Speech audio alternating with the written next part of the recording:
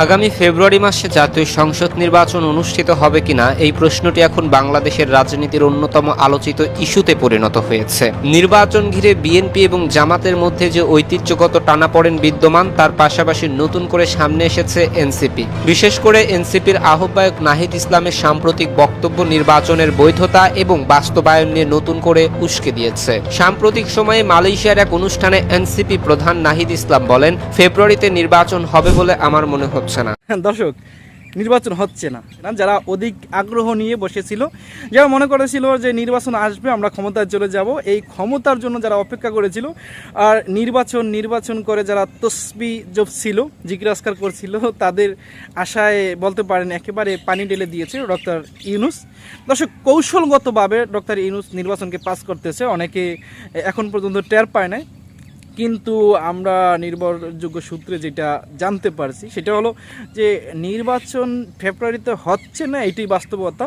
ঠিক আছে, কৌশলগতভাবে প্রফেসর ইউনূস সাহেব নির্বাচন কিন্তু এড়িয়ে যাইবে, এইটাই বাস্তবতা। সরাসরি যদিও নাকি সে এখন পর্যন্ত না বলে নাই বা কিছু বলে নাই, কিন্তু কৌশলগতভাবে যেভাবে আগাইতেছে তা সুস্পষ্ট যে নির্বাচন কিন্তু ফেব্রুয়ারিতে হচ্ছে না।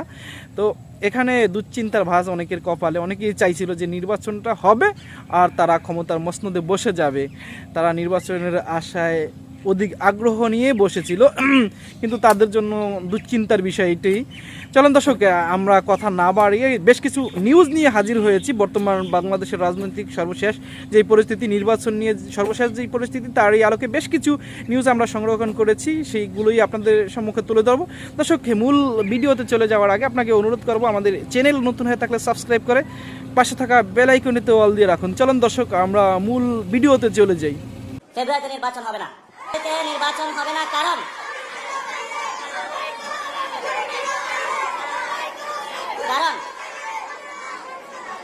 কারণ